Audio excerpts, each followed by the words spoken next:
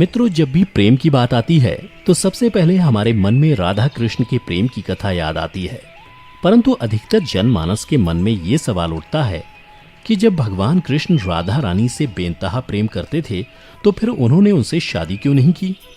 अगर आपके मन में भी ये सवाल उठता हो तो ये वीडियो आपके लिए ही है, क्योंकि आज के इस वीडियो में मैं आपको इसी सवाल का जवाब बताने जा रहा हूं कि आखिर भगवान श्री कृष्ण ने राधा रानी से विवाह क्यों नहीं किया।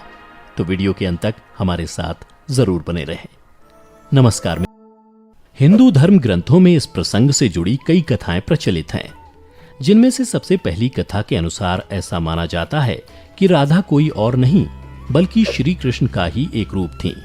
स्कंद पुराण की माने तो श्री कृष्ण को आत्मा राम भी कहा जाता है, अर्थात जो अपनी आत्मा में ही रमण करते हुए आनंदित रहता है और उसे आनंद की अनुभूति के लिए किसी अन्य की आवश्यकता नहीं होती। उनकी आत्मा तो राधा ही है, अतः राधा और कृष्ण को कभी अलग नहीं किया जा सकता। ऐसे में फिर राधा और श्री कृष्ण के विवाह होना और बिछड़ने का सवाल ही नहीं उठता। श्री कृष्ण ने ही खुद को दोनों रूपों में प्रकट किया है। ये भगवान का एक मनोरम रूप है। पुराणों में उनके इस रूप को रहस्य, अध्यात्म और दर्शन से जोड़कर देखा गया। वहीं ब्रह्म वैवर्त पुराण में वर्णित कथा के अनुसार श्री कृष्ण के साथ राधा गोलोक में रहती थीं। एक बार उनकी अनुपस्थिति में श्री कृष्ण अपनी दूसरी पत्नी विरजा के साथ घूम रहे थे। तभी राधा आ गई। वे विरजा पर नाराज होकर वहां से चली गईं। श्री कृष्ण के सेवक और मित्र श्रीदामा को राधा का यह व्यवहार ठीक नहीं लगा और वे राधा को भला बुरा कहने लगे। राधा ने क्रोधित होकर श्रीदामा को अगले जन्म में शंखचूड़ नामक राक्षस बनने का श्राप दिया। इस पर श्रीदामा ने भी उनको पृथ्वी लोक पर मनुष्य रूप में जन्म लेकर 100 वर्ष तक कृष्ण विछोह का श्राप दे दिया। राधा को जब श्राप मिला था तब श्री कृष्ण ने उनसे कहा था कि तुम्हारा मनुष्य रूप में जन्म तो होगा, लेकिन तुम सदैव मेरे पास रहोगी। यही कारण था कि राधा और श्री कृष्ण का बचपन में विछोह हो गया था। जबकि रामचरितमानस के बालकांड के अनुसार एक बार विष्णु जी ने नारद जी के साथ छल किया था। उन्हें खुद का स्वरूप देने के बजाय वानर का स्वरूप दे दिया था। इस कारण वे लक्ष्मी जी के स्वयंवर में हंसी का पात्र बन गए और उनके मन में लक्ष्मी जी से विवाह करने की अभिलाषा ही रह गई थी। नारद जी को जब इस छल का पता चला तो वे क्रोधित होकर वैकुंठ पहुंचे और भगवान को बहुत भला बुरा कहा और उन्हें पत्नी वियोग का श्राप दे दिया। नारद जी के श्राप की वजह से रामावतार में भगवान रामचंद्र जी को सीता का वियोग सहना पड़ा था और कृष्णावतार में देवी राधा का। इसके अलावा एक अन्य पौराणिक कथा के अनुसार राधा श्री कृष्ण से 5 वर्ष बड़ी थी।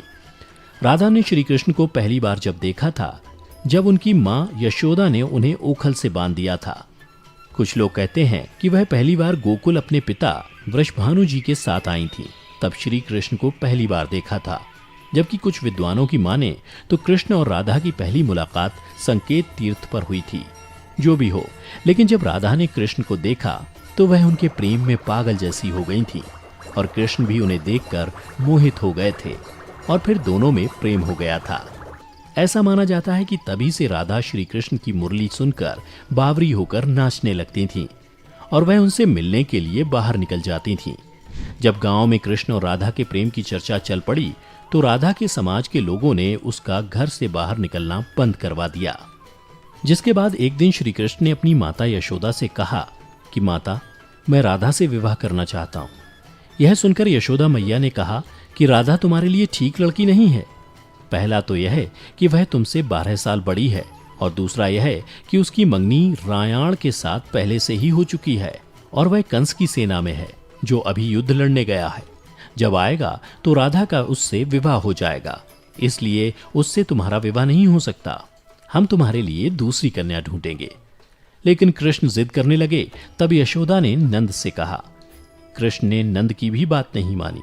तब नंद बाबा कृष्ण को गर्ग ऋषि के पास ले गए। गर्ग ऋषि ने कृष्ण को समझाया कि तुम्हारा जन्म किसी खास लक्ष्य के लिए हुआ है। इसकी भविष्यवाणी हो चुकी है कि तुम तारणहार हो। इस संसार में तुम धर्म की स्थापना करोगे। तुम्हें इस ग्वालन से विवाह नहीं करना चाहिए। तुम्हारा एक खास लक्ष्य है। तब श्री कृष्ण कहते हैं कि मुझे नहीं बनना तारणहार।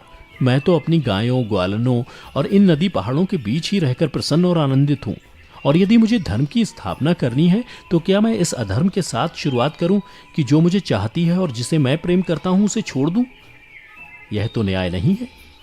गर्ग मुनि हर तरह से समझाते हैं, लेकिन कृष्ण नहीं समझते हैं। तब गर्ग मुनि उन्हें एकांत में यह रहस्य बता देते हैं कि तुम यशोदा और नंद के पुत्र नहीं, देवकी और वासुदेव के पुत्र हो, और तुम्हारे माता पिता को कंस ने कारागार में डाल रखा है। यह सुनकर श्री कृष्ण कुछ भी कहने की स्थिति में नहीं रहे और फिर उन्होंने कहा, कृपया मेरे बारे में कुछ और बताइए। तब गर्ग मुनि ने कहा कि नारद ने तुम्हें पहचान लिया है और तुमने अपने सभी गुणों को प्रकट कर दिया है।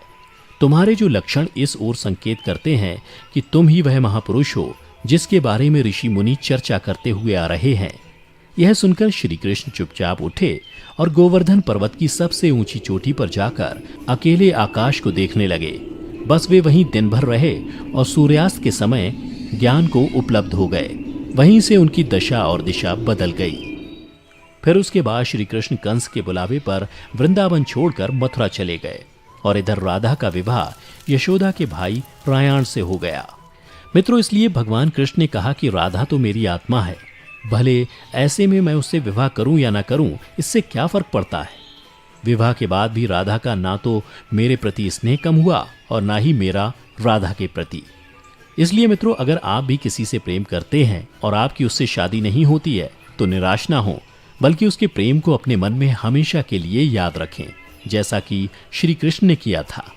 तो मित्रों, उम्मीद करता हूं कि आपको श्री कृष्ण और राधा की ये प्रेम कथा पसंद आई होगी।